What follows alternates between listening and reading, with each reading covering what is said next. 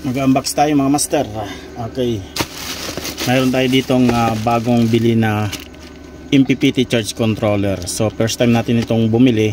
So titingnan natin kung legit ba na MPPT charge controller. So ayan, buksan na natin itong ating mga pinamili na accessories sa online. Charge controller. Ayan, may binili tayong dalawang charge controller yata to. At itong malaki na to ay first time natin bumili. Susubukan lang natin kung maganda bang klase itong MPPT na to na charge controller. So 60 ampere daw to, 60 ampere or 80 ampere. Ayan, so unbox na tayo mga master.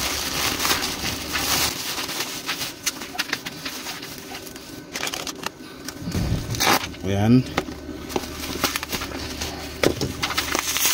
ito yata yung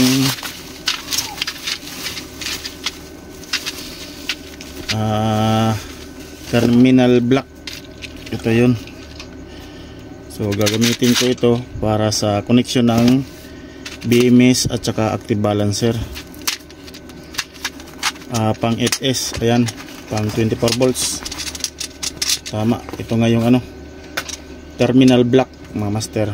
Dito ko ilalagay yung wire ng BMS at saka active balancer.